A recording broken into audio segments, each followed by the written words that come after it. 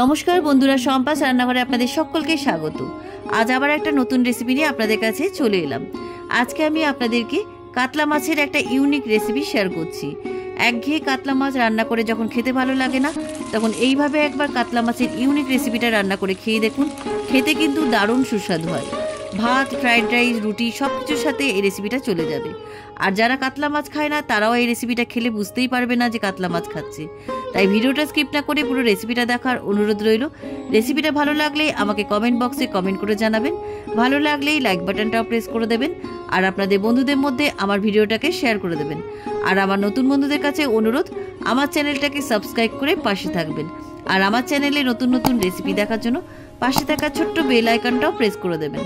চলুন আর কথা না বাড়ি, কিভাবে আজকে কাতলা মাছের এই ইউনিক রেসিপিটা বানাবেন রেসিপিটা দেখে নেওয়া যাক। কাতলা মাছের এই ইউনিক রেসিপিটার জন্য আমি এখানে 500 গ্রাম কাতলা মাছের পেটি নিয়েছি। মাছের পিসগুলোকে একটু ছোট ছোট করে কেটে নিয়েছি। মাছগুলোকে খুব ভালো করে ধুয়েও নিয়েছি। এবার এই মাছগুলোকে আমি ম্যারিনেট করে রাখবো। প্রথমেই দিয়ে দিচ্ছি আমি হাফ চামচ লবণ।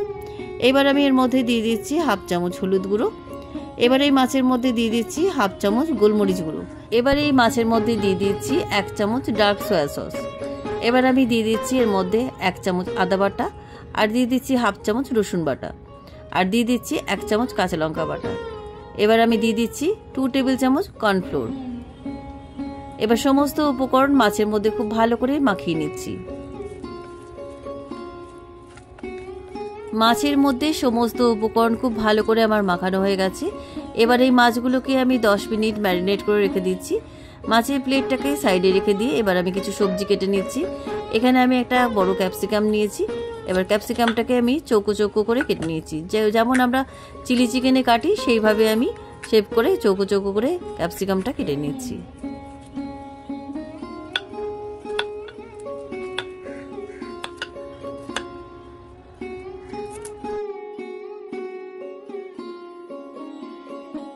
ক্যাপসিকামটা আমার চৌকো চৌকো করে কাটা হয়ে গেছে।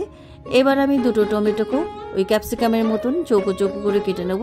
তবে টমেটোর ভেতরে বীজটা দেবো না, ওটা বাদ দিয়ে আমি টমেটোটাকে চৌকো চৌকো করে কেটে নিচ্ছি। দেখুন, প্রথমে লম্বা লম্বা করে কেটে নিয়ে এবার ভেতরে বীজটা এভাবে ফেলে দিচ্ছি।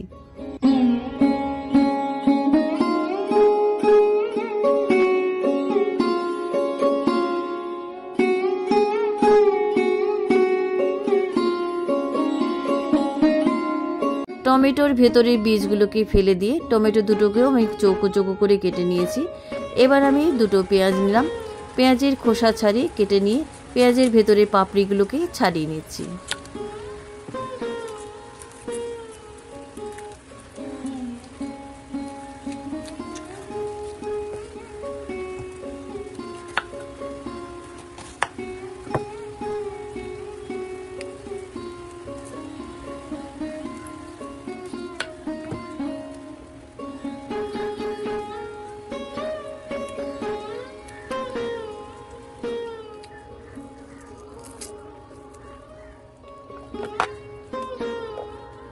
পেঁয়াজের পাপড়িগুলো আমার ছাড়ানো হয়ে গেছে। এবার আমি কয়েকটা কাঁচা লঙ্কাকেও কেটে রাখছি। কাঁচা লঙ্কাগুলো আমার কাটা হয়ে গেছে। এবার একটা গোটা রসুনের কোয়াগুলো ছাড়িয়ে নিয়ে আমি মিহি করে কেটে নিচ্ছি।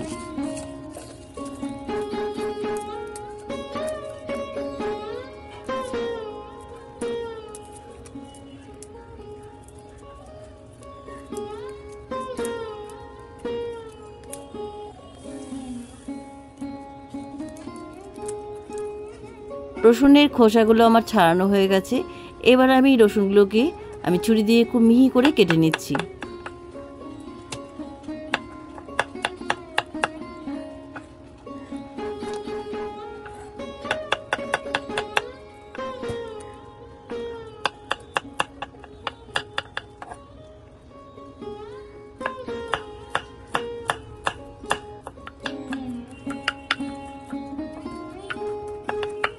রসুনের কোয়াগুলোকে ছুরি দিয়ে খুব মিহি করে আমি চপ করে নিয়েছি।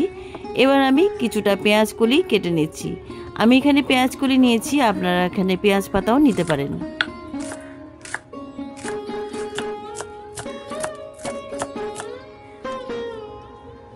সমস্ত সবজিগুলো আমার কাটা হয়ে গেছে। এদিকে মাছগুলো আমার অনেকক্ষণ ম্যারিনেট করা ছিল। এবার এই মাছগুলোকে আমি ভেজে নেব। মাছগুলো ভাজার জন্য ইন্ডাকশানে একটা ফ্রাই প্যান বসিয়ে দিলাম। মাছ ভাজার জন্য ফ্রাই প্যানের মধ্যে আমি পরিমাণ মতো সাদা তেল দিয়ে দিচ্ছি। তেলটা গরম হয়ে গেছে। এবার এই মাছের পিসগুলো তেলের মধ্যে এক এক করে ছেড়ে দিয়ে আমি কড়া করে ভেজে নিচ্ছি।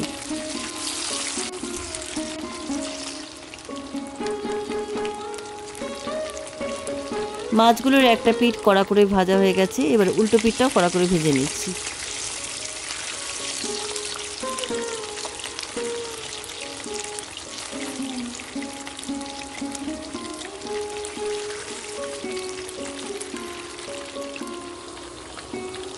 প্রথম ব্যাচে সবকটা মাছ আমার ভাজা হয়ে গেছে। এবার প্যানের থেকে সমস্ত মাছগুলো তুলে আমি তেল ঝরিয়ে একটা প্লেটের মধ্যে তুলে রাখছি।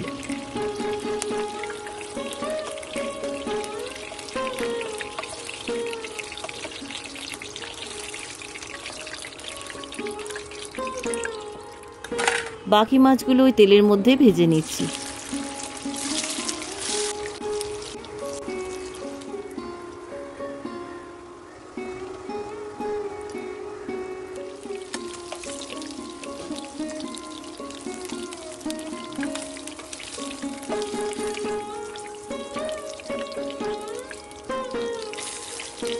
সমস্ত মাছগুলো আমার ভাজা হয়ে গেছে।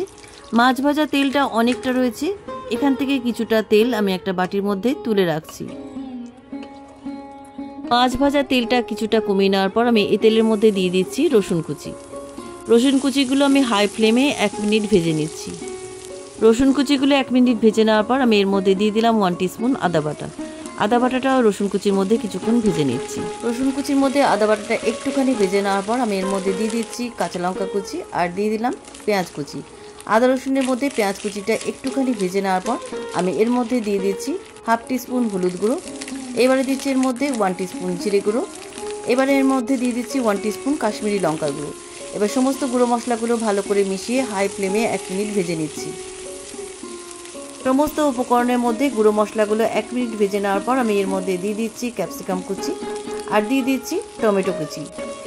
এবার ক্যাপসিকাম কুচি আর টমেটো কুচিগুলো আমি 1 মিনিট হাই ফ্লেমে ভেজে নিচ্ছি। ক্যাপসিকাম আর টমেটো কুচিগুলো হাই ফ্লেমে 1 মিনিট ভেজে নেওয়ার পর আমি এর মধ্যে পরিমাণ মতো লবণ দিয়ে দিলাম আর স্বাদটা ব্যালেন্স রাখার জন্য দিয়ে দিলাম 1/2 টিস্পুন চিনি। লবণ আর চিনি খুব ভালো করে সমস্ত উপকরণের মধ্যে মিশিয়ে দিচ্ছি।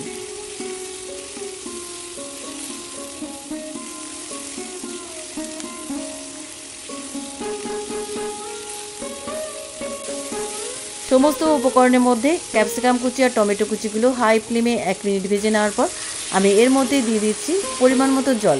তবে জলের পরিমাণটা আপনারা বুঝে দেবেন, খুব বেশি ঝোলঝোলে কিন্তু এই রান্নাটা ভালো লাগে না, অল্প গ্রেভি থাকলেই ভালো লাগে। এবার জলটা সমস্ত উপকরণের মধ্যে ভালো করে মিশিয়ে দিয়ে এবার ঢাকা দিয়ে আমি হাই ফ্লেমে 10 মিনিট সেদ্ধ করে নিচ্ছি। তবে খেয়াল রাখবেন যেটা ক্যাপসিকাম কুচি আর টমেটো কুচিগুলো যেন খুব সেদ্ধ না হয়ে যায়, একটু কচকচে থাকলে খেতে ভালো লাগবে। 10 মিনিট পরে ঢাকনাটা খুলে নিলাম। ক্যাপসিকাম কুচি আর টমেটো কুচি আমার 85% মতো সেদ্ধ হয়ে গেছে, এর থেকে বেশি আর সেদ্ধ করব না। এবারে এই গ্রেভির মধ্যে আগে থেকে ভেজে রাখা মাছের পিসগুলো দিয়ে দিলাম। মাছের পিসগুলো গ্রেভির মধ্যে খুব ভালো করে মিশিয়ে দিয়ে আমি আর বেশিক্ষণ ফোটাবো না, কারণ মাছগুলো কড়া করে ভাজা আছে। মাছগুলো খুব ভালো করে মিশিয়ে দেওয়ার পর আমি নামাবার আগে এর মধ্যে পেঁয়াজ কুচিগুলো দিয়ে দিচ্ছি। পেঁয়াজ কুচিগুলো খুব ভালো করে সমস্ত উপকরণের মধ্যে মিশিয়ে দিচ্ছি।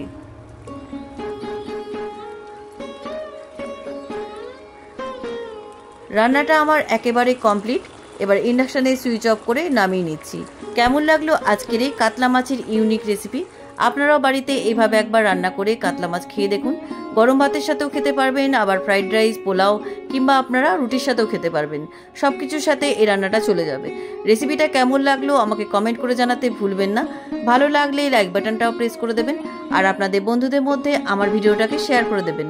আর আমার নতুন বন্ধুদের কাছে অনুরোধ, আমার চ্যানেলটাকে সাবস্ক্রাইব করে পাশে থাকবেন। আর আমার চ্যানেলে নতুন নতুন রেসিপি দেখার জন্য পাশে থাকা ছোট্ট বেল আইকনটাও প্রেস করে দেবেন। আজ তাহলে চলি, আবার একটা নতুন দিনের নতুন রেসিপি নিয়ে আপনাদের কাছে চলে আসব। সবাই ভালো থাকবেন, সুস্থ থাকবেন। ধন্যবাদ।